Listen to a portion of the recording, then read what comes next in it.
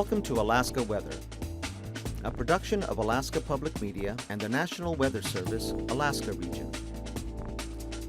Produced and broadcast daily from the studios of KAKM, Alaska Weather provides complete forecasts, public, marine, and aviation for all of Alaska. Alaska Weather is made possible by the following sponsors.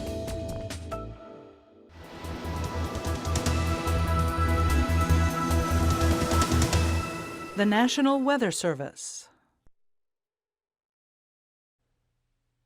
And good evening, ladies and gentlemen. I'm meteorologist Mike Ottenweller with the National Weather Service. Tonight is Tuesday, August 11th, and this is your Alaska weather. As always, you can stay up to date with us at our website, www.arh.noaa.gov, and that'll give you the regional perspective from the Juneau, Fairbanks, and Anchorage offices. You can contact us 24/7 on our weather info line, 1-800-472-0391. Weather.gov/Alaska will bring you to the same place as ARH. Our Facebook page is NWS Alaska, and you can find us on Twitter using the call sign at NWS Alaska and the hashtag AKwx for Alaska weather. And again, that'll be a regional perspective. And then you can find this show and a few other segments on YouTube. Just use the letters AKwx TV, Alaska Weather TV. So let's dig into our forecast this evening. And talking about our headlines for tonight, a fairly quiet pattern remains in place, but it is a rather progressive pattern. What we mean by that is that things are going to continue to move from west to east as we get towards the fall months. That tends to be the setup for the storm track, is that it moves relatively quickly from west to east.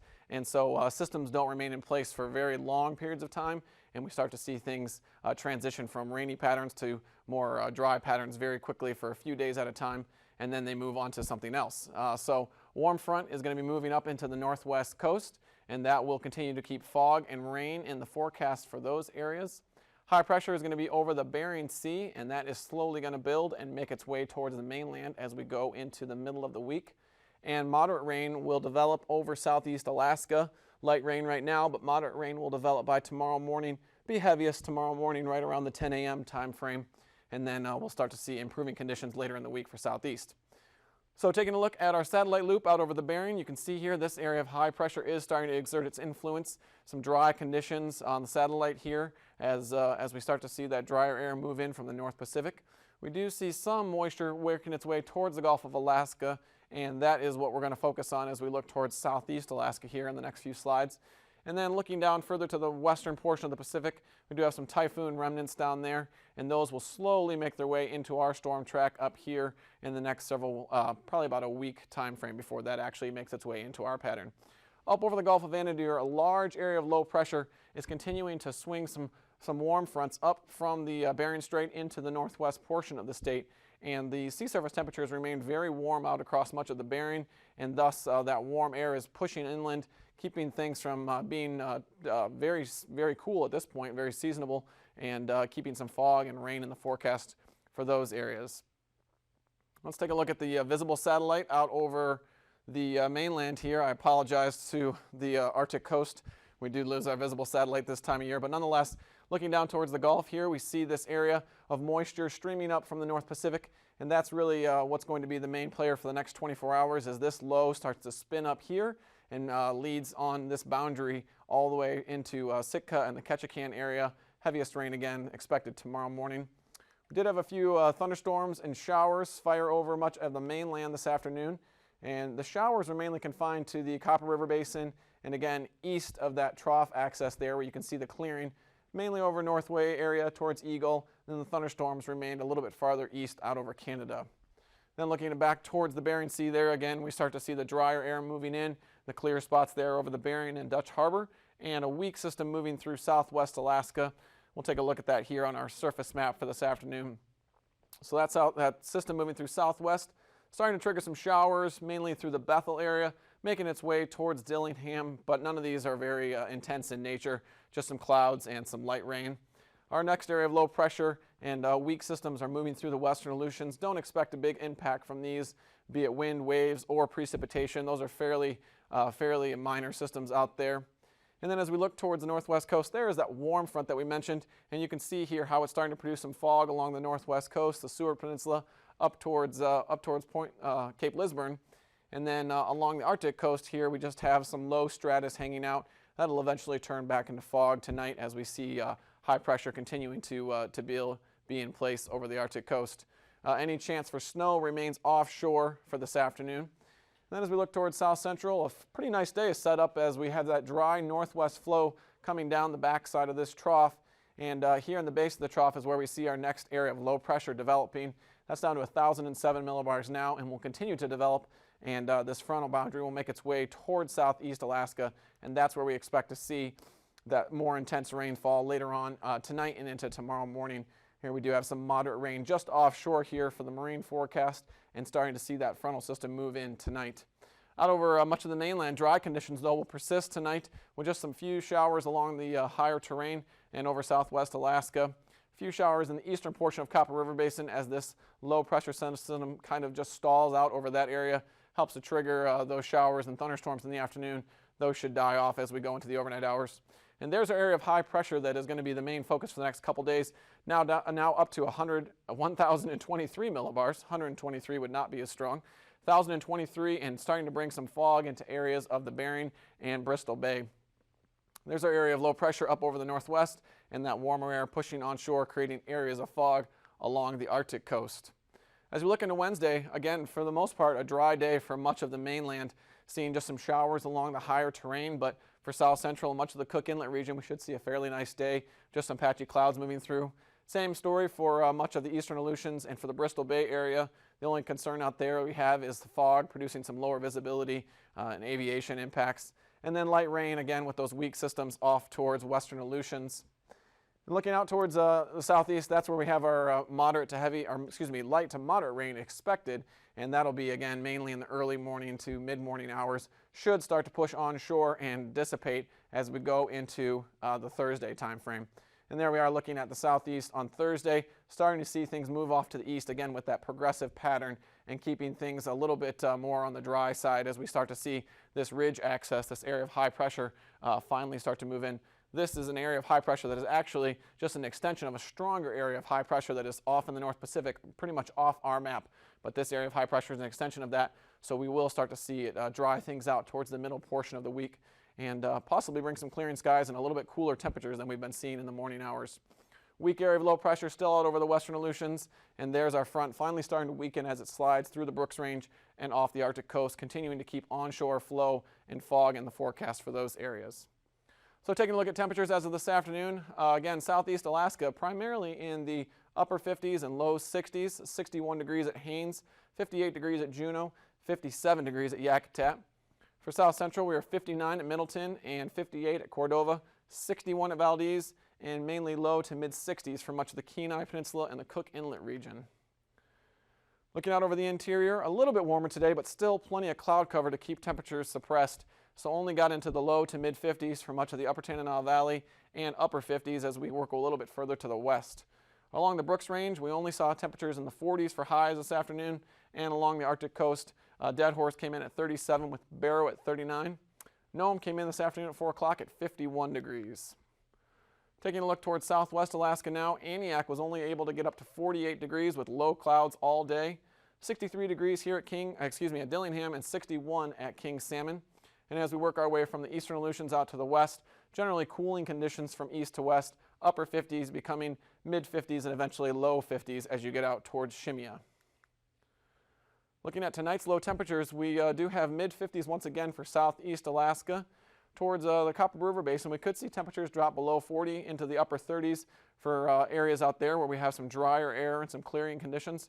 Do expect, we had low 40s on the east side of Anchorage tonight. Do expect the Kenai Peninsula and possible parts of Anchorage to climb into the low 40s again tonight, possibly upper 30s for higher elevations of the Kenai Peninsula.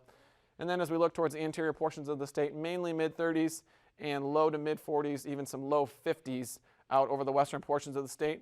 And with those warm sea surface temperatures, keeping lows in the mid to upper 40s for the Aleutian chain.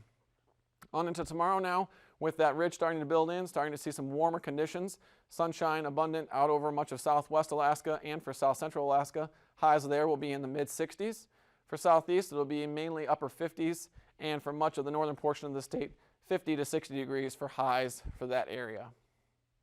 Taking a look at the flying weather now, our IFR conditions will be associated mainly with that low stratus and fog that'll be pushed on shore by that broad area of low pressure up over Russia, and then we just have a pocket of MVFR with some embedded IFR conditions there along the coastal regions of southeast Alaska. So taking a look at our past maps now, Anaktuvik should be improving from MVFR to VFR.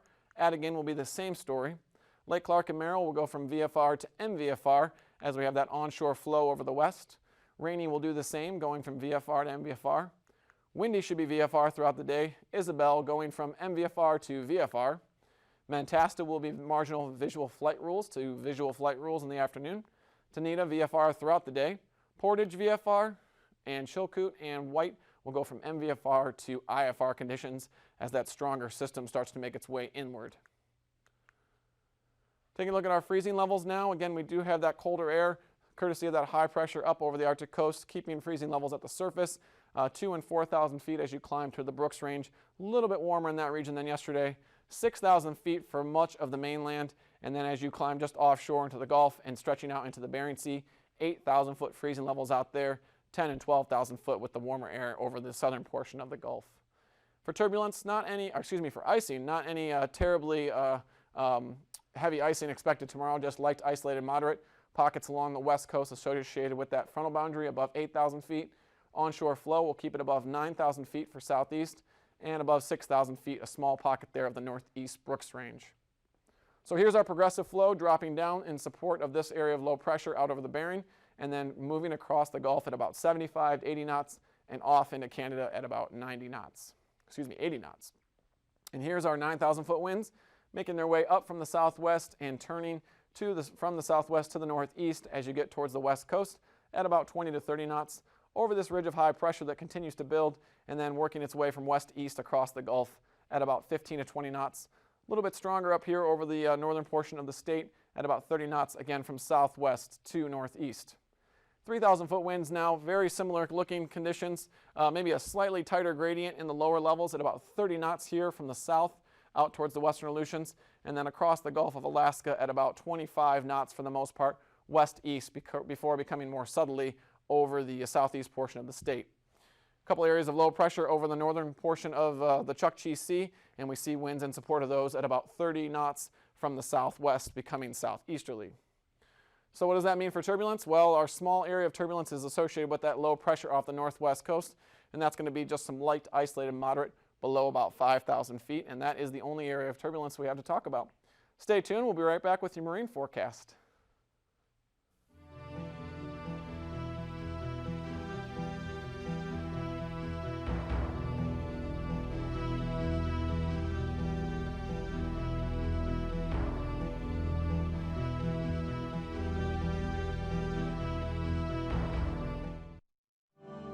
Again, consider seasickness pills. Seasickness can rapidly dehydrate you and can develop into a life-threatening condition. Drinking seawater will result in much faster dehydration and death. Drinking urine is also not recommended. The sixth priority, food, is found only in Solus Apax. Almost 2,400 calories are provided for each person the life raft is designed to carry. We didn't eat anything except when your brother produced these candy bars from somewhere. He had somehow secreted them. They were maybe in a survival suit, but he diplomatically cut them up and gave us each a piece. And so we got to enjoy. And that's the only thing we ate when we were on the life raft. And it was neat. It was special. It was a bonding kind of thing to share the candy bars. Food is important to give you energy, heat, and a positive mental attitude. Other food may be found around you.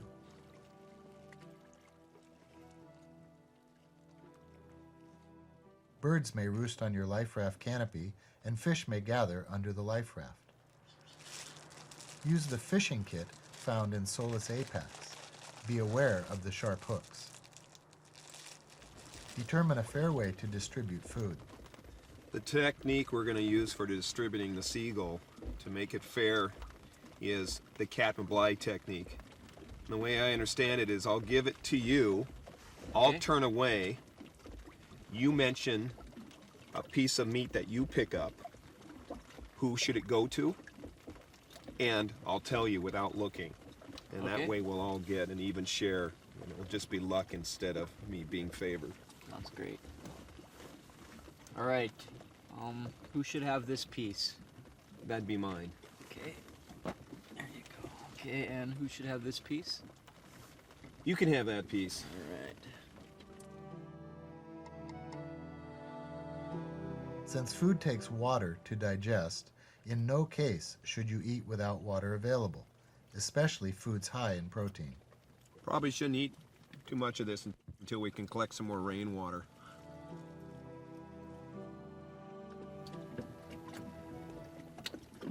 Tony, how you doing? I'm a little down, Doug. I think I could use a little something to occupy my mind or keep it off of what's going on. Well, here's something. I got you. I lined this up. Fishing reel Oh, and a hook. all Maybe you right. can do some fishing. Yeah, that'd help. The seventh priority is play. A positive mental attitude is important. Those who lose the will to survive first, die first. Look for signs of depression in your raft mates. Rob is a very bright, funny person, and he's, very, he kept us light, it kept us cheerful and happy all the time, and so we both had a pretty good outlook on it. We expected to be rescued. We didn't give up or anything like that. Engage your minds in positive activities, word games, fishing, improving your life raft, prayer, stories. Stay busy. How about we, like a near to greatness incredible story that's true? Well, yeah, I've got one. My ex-husband claims he's related to Jesse James, and I guess his mother has letters that were written to his great-great-grandmother that had passed down through the families. So I married into outlaws. Jesse James. Wow. How about you, Caleb? Well, let's see. I got a buddy who cooked and served abalone to the Grateful Dead. All right. Set rotating duties. Survivors need a plan and routines. Establish lookouts, a bailer, someone to keep the life raft inflated and openings secured. Okay, crew, we got to keep up on our jobs that we need to be doing. Tony, you continue to be lookout. Okay. And Caleb, what I need you to do is get the water out of the corners there, like you've been doing with the sponge. Right. I'm going to make sure that the raft stays inflated. In a couple hours, let's say 2 hours, we'll change shift and we'll take turns. Improve your environment. Keep yourselves focused on things you want to live for. Remember to think like a survivor, not like a victim.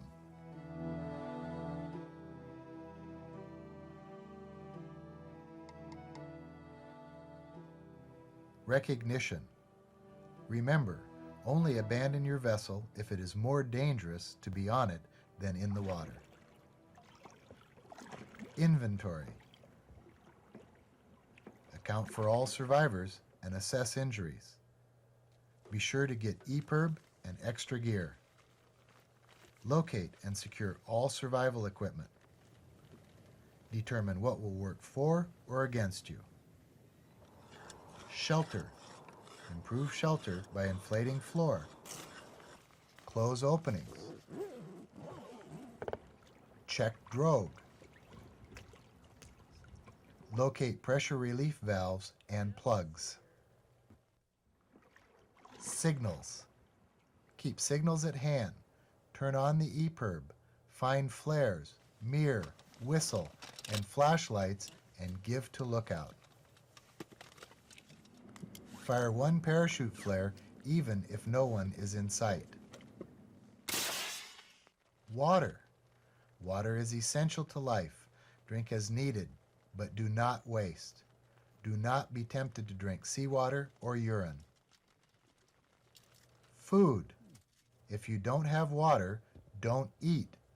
But if water is available, food will give you warmth, energy, and help you maintain a positive attitude. Play. Keep improving your situation.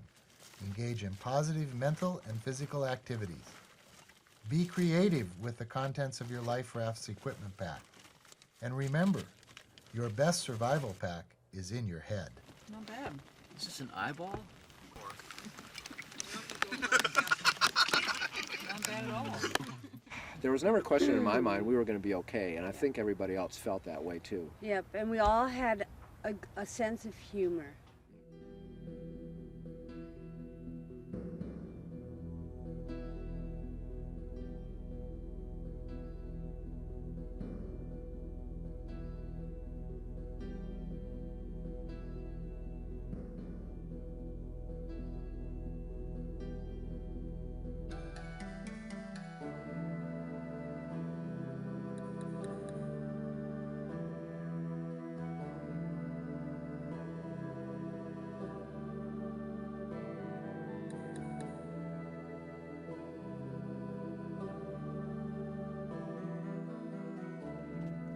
Here it comes.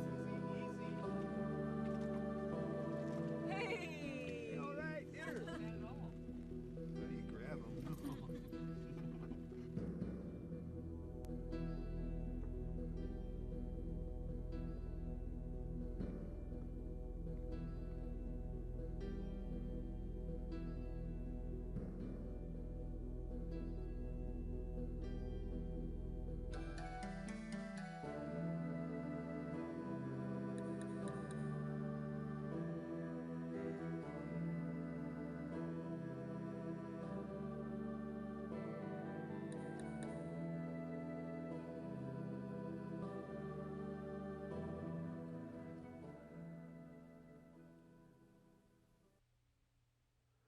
And welcome back to the show. Let's take a look at our sea surface temperatures for this Tuesday evening.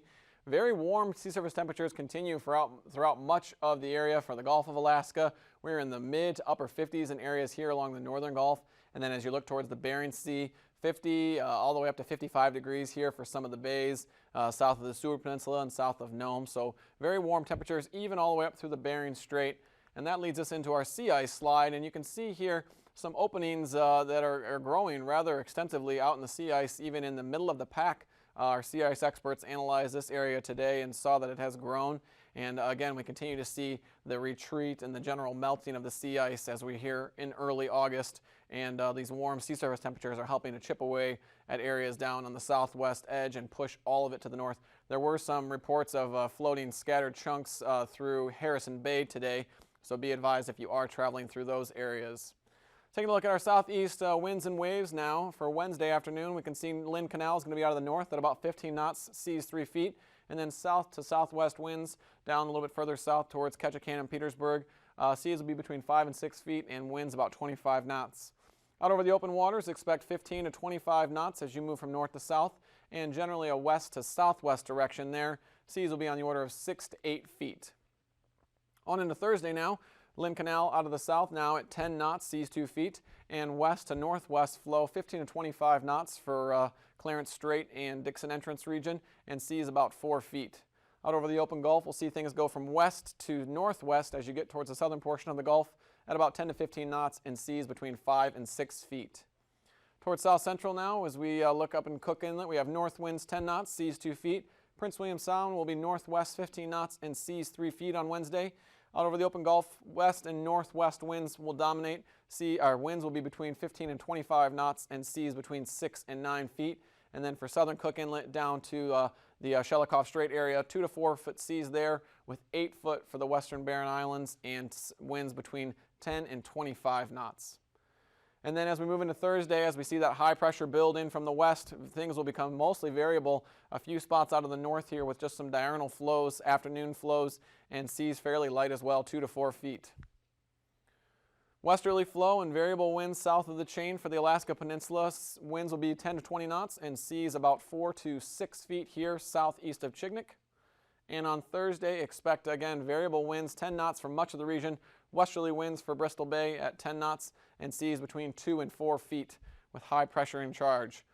For the Aleutians, expect fairly calm winds here, mainly out of the south or variable, 10 to 15 knots for the central and eastern Aleutians, seas between 3 and 5 feet, and then a little bit stronger south to southeast, 20 knots, seas 6 feet for the western Aleutians.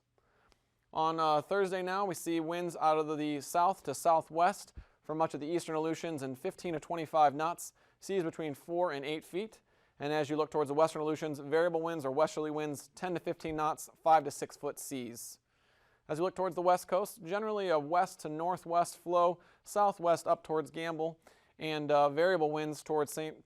George and St. Paul, the Pribilof Islands there, between 10 and 25 knots, and seas generally on the order from 4 feet, climbing up to 8 feet, where the winds are a little bit stronger there with that low pressure system. And then a little bit more variable winds on Thursday, expected between 10 and 20 knots, and seas will be between 2 feet up to 6 feet again near Savunga. And out towards the Arctic coast now, on Wednesday, we have fairly variable conditions, mainly easterly to southeasterly and then becoming southwesterly flow, anywhere between 15 and 25 knots. Seas generally strongest here towards the stronger flow at about 6 feet. And then on Thursday, expect mainly southwest flow as that warm front slides up, 15 to 25 knots and seas 4 to 6 feet, except for here northeast of Dead Horse, 15 knots out of the west and south, and seas 3 feet. So recapping tonight's weather, as we look at this area of low pressure that develops in the Gulf of Alaska, it is going to bring some widespread areas of rain. Some of it could become moderate at times for much of southeast Alaska. And then a warm front will continue to push fog and will onshore flow some light rain into parts of the west coast and the Arctic coast. Taking a look at Wednesday now, that's where we expect our heaviest rain Wednesday morning for southeast Alaska. Otherwise, high pressure continues to build in out over Bristol Bay, and that will start to exert a drying trend out over much of southern mainland Alaska. Our wet conditions associated with that frontal system up over the northwest. And then Thursday, we dry out much of the mainland as our system finally starts to weaken over the northwest, and this system pushes off to the east. And so we should see drying conditions for much of the state and a fairly nice end to the week. Thanks for watching the show this evening. I'm Mike Ottenweller. These forecasts are to be used for planning purposes only. Call 1-800-WX-BRIEF for a formal pre-flight briefing. Always file a flight plan before you go flying. The U.S. Coast Guard Auxiliary urges you to leave a float plan with a friend or the harbor master before you go boating.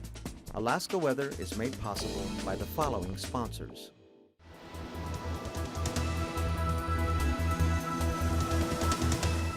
The National Weather Service.